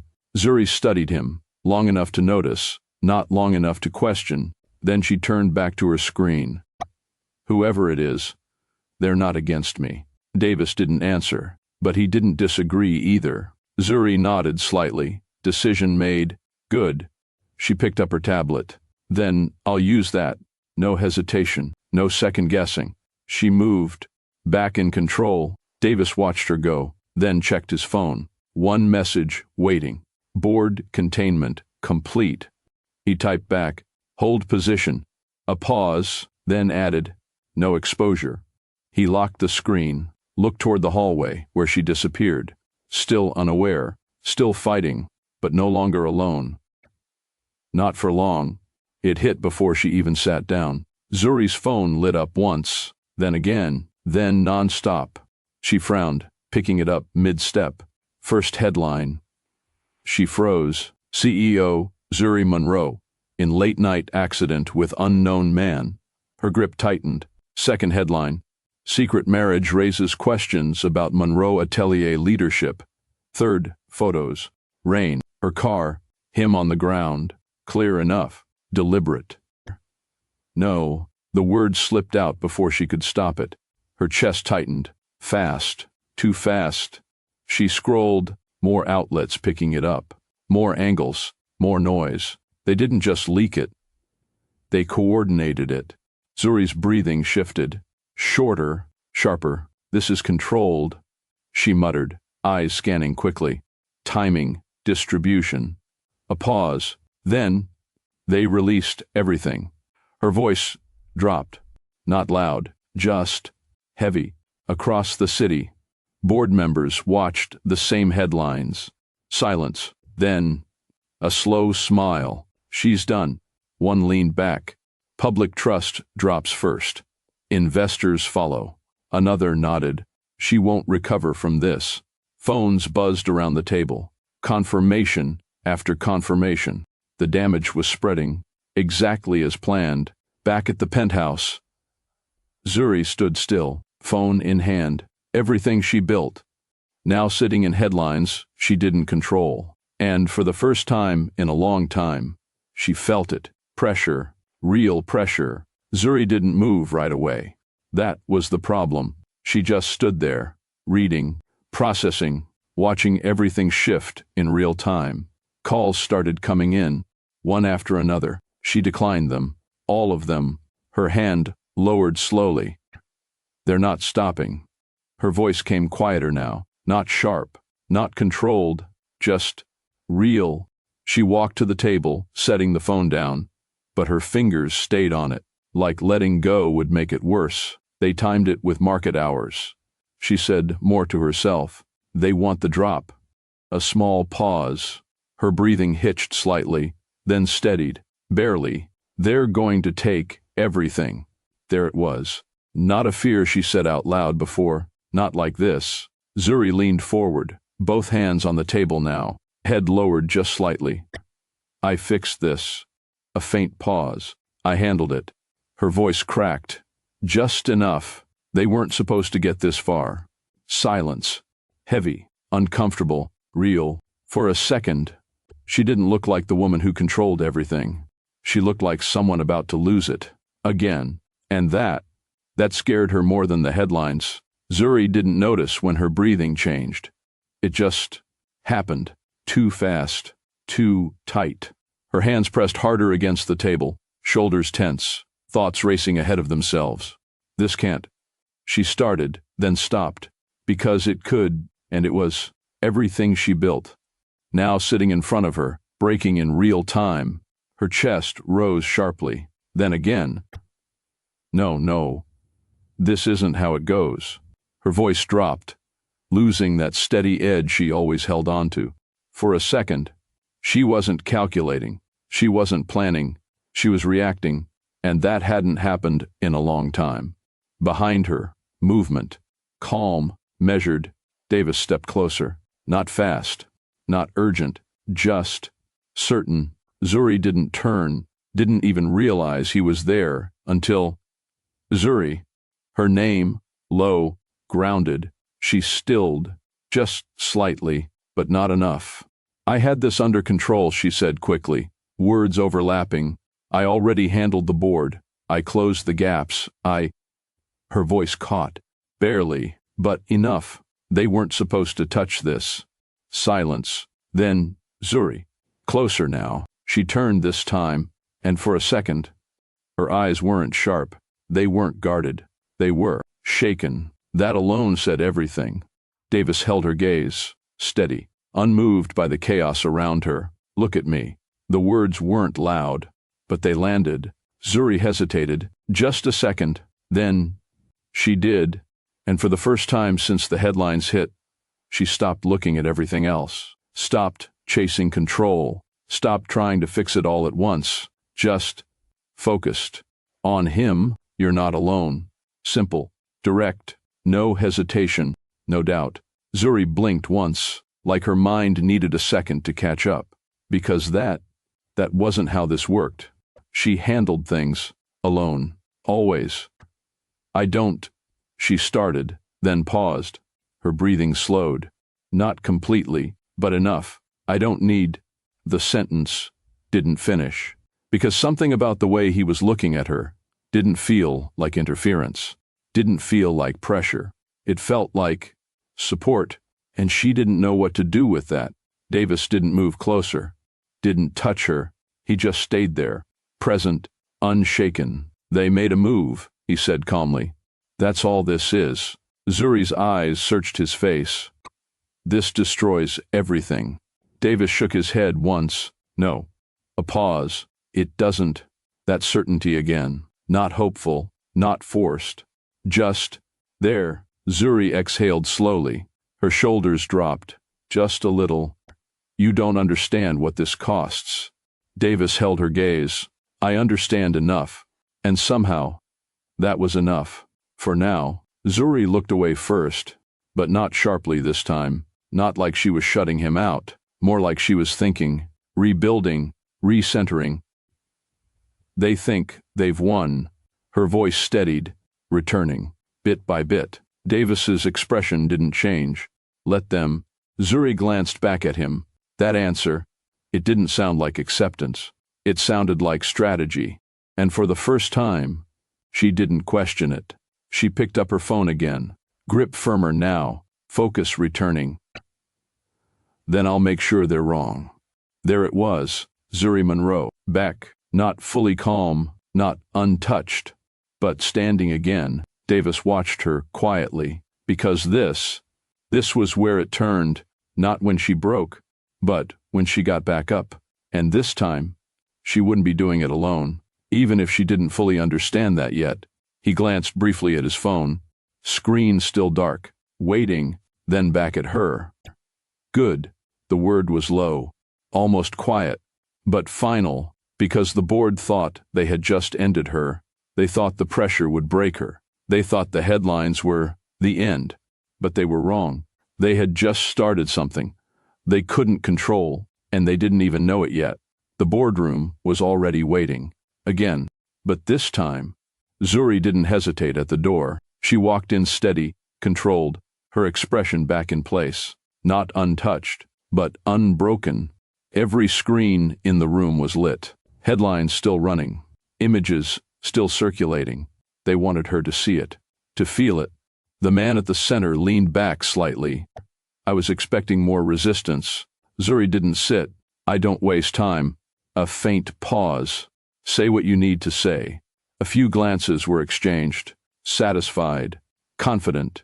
They thought this was over. You've lost control of the narrative, another board member said. Public trust is dropping. Investors are pulling back. Zuri's gaze didn't shift. I'll stabilize it. A small laugh. Low, dismissive. No, you won't. The first man leaned forward. This is where you step down. Silence. Heavy. Deliberate. Zuri's fingers tightened slightly at her side, but she didn't move. No. The word came calm. Final. The room shifted. Just slightly, because they expected resistance, but not certainty. You don't have the position to refuse. Zuri held his gaze. I built this company. A pause. I won't walk away from it. Another member pushed a document forward. You don't have a choice.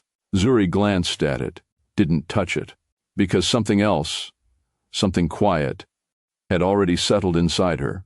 Not fear, not panic, just readiness. Then, the door opened. No one looked at him at first. Why would they?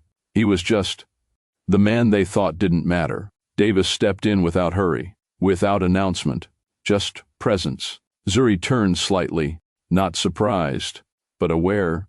The board barely acknowledged him. One of them frowned. This is a private meeting. Davis didn't stop, didn't respond immediately. He walked further in, stopping beside Zuri, not behind, not in front. Beside, that alone shifted something. She's not alone, he said calmly. A small pause. The man at the center scoffed. This doesn't concern you. Davis's gaze moved across the table, measured, unimpressed. It does now. Silence followed, short, but enough, because something about him didn't fit the role they assigned him. Zuri glanced at him briefly, just once, because now she felt it too. That shift, that certainty. The first man leaned forward again. You're out of place. Davis tilted his head slightly. Am I? A faint pause. Then, he reached into his jacket, placed a folder on the table. Clean. Precise. Check your numbers again. No one moved at first. Then, one of them did. Reluctantly, opened it. His expression changed. Fast. What is this? Another leaned in, then another. Silence started building. Real silence, because everything they thought they controlled was gone. Your external channels, Davis said calmly, closed. Your funding lines? He looked at them. Steady, redirected. No one spoke, because they were checking and seeing it in real time. That's not possible. It already happened. Davis didn't raise his voice. Didn't need to. The room shifted again. But this time, they felt it. Loss. Control slipping. The man at the center stood. Who are you? There it was. Finally, the right question. Davis met his gaze, unmoved. Then, you tried to control her. A small pause. His voice dropped just slightly. But you never realized who you were dealing with. Silence. Heavy. Absolute. Then, Davis Welsh. The name landed differently now. Not small, not forgettable, recognized. Because one of them knew. His face changed instantly. No, barely a whisper. Another turned sharply. Welsh, as in, no one finished it. They didn't need to, because now, they understood, and it hit, all at once. Power, money, influence, far beyond what they were prepared for. Zuri stood still, her eyes on him, because this was the piece she didn't have. And now, everything made sense. No one spoke, not at first, because the moment stretched, and everything they thought they understood about the situation shifted. Zuri didn't move. Her eyes stayed on him, not questioning, not interrupting, just taking it in. Davis didn't look at her yet. His attention remained on the board, exactly where it needed to be. You leveraged exposure, he said calmly. Media pressure, investor fear, a faint pause. Basic, the word landed harder than anything else. because it wasn't anger. It was dismissal. The man at the center straightened, trying to recover. You don't get to walk in here and... I already did. Clean. Final. Silence followed again, because now, they weren't in control of the room anymore. Davis stepped forward slightly, not aggressive, not loud, just enough. Every move you made was visible. A beat. You just didn't know who was watching. One of them checked his phone again. Faster now. Then another. Panic didn't show on their faces. But it was there. In the way their posture shifted. In the way no one interrupted him anymore. Our positions, one started, then stopped. Because they were gone, reallocated, locked, unreachable. Davis didn't rush, didn't press. He just let it settle. Because the realization, that was the real impact. You built pressure thinking she'd break, he continued. You built control thinking she'd fold. A small pause. His gaze sharpened slightly. You miscalculated. That was it. Not dramatic, not drawn out. Just truth. The man at the center tried again. We can fix this. Davis looked at him. Long enough. No. A quiet beat. You can't. That landed. Final. Because there was no argument left. No leverage. No position. They knew it. He knew it. And now, Zuri knew it too. Davis turned then, finally, his gaze meeting hers, and for a second, everything else disappeared. No board, no pressure, no headlines, just that moment. Zuri's expression didn't shift much, but something behind it did. Understanding, real, clear. You knew. Her voice was low, not accusing, not soft, just steady. Davis held her gaze. I handled it. A pause, that's all. Zuri exhaled slowly, because now, the pieces aligned, the calm, the certainty, the way nothing seemed to shake him. It wasn't detachment, it was control, the kind she recognized, because she carried it too. She straightened slightly, not defensive, not distant, just grounded. You should have told me. A faint pause. Davis didn't deny it. Not yet. That answer, it wasn't perfect, but it wasn't wrong either. Zuri held his gaze for a second longer. Then, she nodded, small, but real, and that said everything. Behind them, a chair shifted. One of the board members stood, slow, uncertain. This isn't over. The words lacked weight now. Davis didn't even turn. It is. Simple, absolute, no argument, no room left for one. The man hesitated, then sat back down, because he knew, they all did, it was finished. Davis stepped back slightly, not reclaiming space, but releasing it, letting the room reset, letting her take it. Zuri looked around the table, slow, deliberate, and this time, they didn't meet her eyes the same way. The confidence was gone, the control, gone. We're done here, she said. Calm, sharp, final. No one argued. No one moved. Because they couldn't, not anymore. Zuri turned, walking toward the door. Davis followed, but not beside her this time. Just behind, letting her lead. As they stepped out, the door closed behind them, and with it, everything the board thought they had. The hallway was quiet. Still, Zuri slowed slightly. Not stopping, just adjusting, then, you're not who I thought you were. Her voice carried forward, not turning to him yet. Davis's response came steady. No, a small pause. I'm not. Zuri let out a quiet breath. Not tension, not relief, something in between. Then she stopped, turned, finally facing him fully, and, for the first time, there was no distance in her eyes, no guarded edge, just clarity. Good. The word surprised even her, but she didn't take it back, because the truth was, she didn't need someone small, she didn't need someone she could control, she needed someone who could stand beside her and not break. Davis held her gaze, just long enough, then nodded once. Understood. No explanation needed. Because now, they were on the same level, not an arrangement, not a strategy, something else, something real, and whatever came next, they would face it differently. Together, the penthouse was quiet, not peaceful, just still. The kind of silence that comes after everything loud has already passed.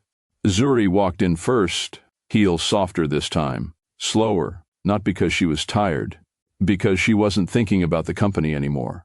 That alone felt strange. She set her bag down, didn't reach for her tablet, didn't check her phone. For once, nothing was demanding her attention, except him. Davis stepped in behind her, closing the door without a word. The sound was soft, but final. Zuri didn't turn immediately. She stood there for a second, staring ahead like she was trying to decide where to begin. Because this wasn't business. There was no structure for this. It's quiet. Her voice came low, not empty, just aware. Davis watched her. It's over. A small pause. Zuri nodded once. The board, yes.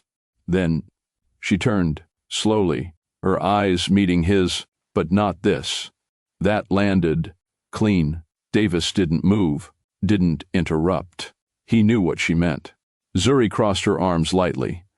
Not defensive, just holding herself steady. You stood there like it was nothing. A faint pause. You knew what you were doing. Not anger, not accusation, just truth. Davis held her gaze. I did. Silence. Zuri exhaled slowly. Her eyes dropped for a second, then came back up. And I didn't. That carried weight, because she was never the one in the dark. Not like that. Not ever. She took a step closer, not closing the distance completely. Just enough. So, what are you really hiding from me? There it was. No raised voice, no drama, just a question that mattered. Davis didn't look away, didn't deflect, didn't soften it. Not this time. A small pause settled between them. Then, my name is Davis Welsh. His voice was steady, unrushed. And I'm not who you think I am. Zuri didn't react immediately, didn't interrupt. She just watched him, because now, she was ready to hear it. A beat passed. Then, I didn't have nothing, Zuri. His eyes stayed on hers. I had everything. Silence. Real silence. Zuri's face didn't change much, but something behind it did. Understanding. Pieces falling into place.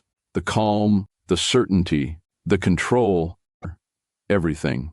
She repeated it softly, not shocked, just processing. Davis nodded once. I built what I have quietly. A faint pause. I keep it that way. Zuri's jaw tightened slightly. And you thought I didn't deserve to know? The question wasn't sharp, but it cut. Davis shook his head. That's not it. A small pause. I saw what they were doing. His voice stayed even. They were setting you up to fall. Zuri didn't interrupt, didn't move, because she knew that part. She lived it. I stepped in. Another beat. Without making it worse, Zuri's eyes searched his. So you lied. Davis held her gaze. I didn't tell you. A pause. That's not the same thing. Zuri let out a quiet breath. Not quite frustration, not quite hurt. Just something in between. It feels the same. That was honest. And it stayed there between them. Heavy, unavoidable. Davis didn't rush to fix it. Didn't try to soften it. He just stood there, present, because this wasn't about control, it was about truth. And for the first time, they were both standing in it. Zuri held his gaze. Everything. A small pause. So this whole time, I was the only one being honest. It wasn't loud, but it hit. Davis didn't look away. No. A beat. You were the only one pretending you didn't need anyone. Zuri stilled. That landed deeper than she expected. I didn't have a choice. Her voice dropped. Quieter now. Davis shook his head slightly. You did. A pause. You just chose not to take it. Silence. Zuri exhaled slowly. Her eyes dropped for a second, then back up. Everyone leaves. There it was, simple, unfiltered. Davis stepped closer. Not fast, not careful, just, sure, I didn't. That shifted something. Zuri's brows pulled slightly. You stayed because of this. A faint pause. The situation. Davis's expression changed. Not defensive. Just real. No. I stayed because of you. Silence. Zuri didn't move, didn't speak, because that wasn't strategy. That wasn't control. That was something else. Davis held her gaze. I saw what they were doing. A small pause. But I saw you first. That line settled. Heavy. Zuri's breath slowed. Just slightly. You should have told me. Davis nodded. Yeah, no excuse, no defense, just truth. Another step closer. I didn't want you to look at me differently. A beat. Or worse. His voice dropped. Need me, for the wrong reason. That hit. Different. Zuri's eyes softened. Not fully, but enough. The space between them closed. Not forced, not rushed. Just natural. And now? Zuri asked. Quiet. Real. What happens now? Davis didn't hesitate this time. That depends. A small pause. Do you still want this to be fake? Zuri looked at him. Really looked. Not the man she thought she knew. The one standing in front of her now. Her breath caught slightly, then steadied. No. Soft. Certain. She stepped closer. This time, no distance, but this time, a faint pause. No contracts. Another beat. No secrets. Davis nodded once. Just us. Zuri's hand found his, not hesitant, not unsure. Just there. They stood close, foreheads nearly touching, breath steady, no rush, no noise. Zuri's voice came soft. You were never a mistake. You were the turning point, and this time, she didn't pull back. And neither did he. They didn't move right away. No rush, no need. Zuri's hand stayed in his, warm, steady, real. For once, she wasn't thinking ahead, wasn't calculating, wasn't preparing for what could go wrong. She just stayed with him. Davis watched her quietly, not studying, not holding back, just there, and that alone felt different. Zuri let out a slow breath. This is new.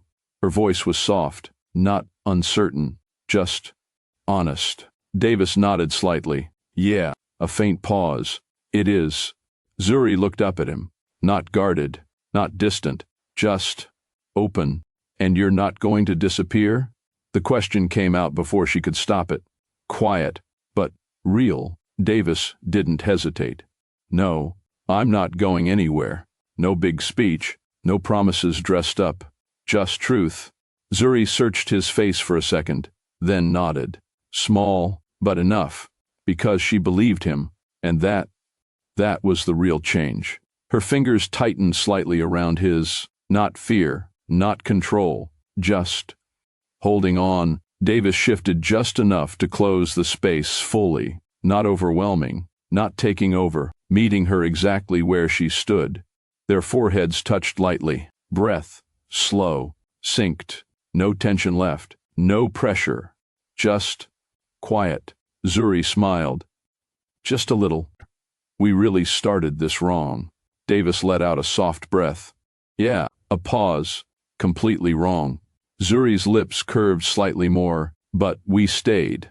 That mattered, more than anything else. Davis nodded. We did. A small silence followed. But it wasn't empty. It was full of everything they didn't need to say anymore. Zuri leaned in first, not rushed, not hesitant. Just certain. The kiss was soft, slow, nothing dramatic, nothing overwhelming, just real, the kind that didn't prove anything, just confirmed it. When she pulled back, she didn't step away, didn't rebuild distance. She stayed right there. No contracts, no conditions. Davis's gaze held hers. No exits, That made her smile again, and this time, it stayed, because, for the first time, she wasn't preparing for the end. She was standing in something that didn't feel temporary, something that didn't feel like control, something that didn't feel like she had to hold together alone. Davis brushed his thumb lightly against her hand, grounding, present, real, and Zuri didn't pull away, didn't second-guess it. She just let it happen, because this time, she wasn't choosing survival, she was choosing something else, something better, something she never planned for, but didn't want to lose. Outside, the city kept moving, unaware, unchanged, but inside, everything was different, and for once, that didn't scare her. It felt right. If this story pulled you in, if you felt every moment, every choice, every shift between them, then don't just scroll away. Like this video, and subscribe to Miss Wink Stories so more people can experience it too. And tell me in the comments, at what moment did you realize this was no longer just an arrangement? Was it the way he stayed, or the moment she finally let him? And if you want more stories that feel like this, real, intense, unforgettable, hit that subscribe button, because the next one might just be even deeper. Extra boost, optional add-on. If you want even more engagement, we can add Team Zuri versus Team Davis in comments.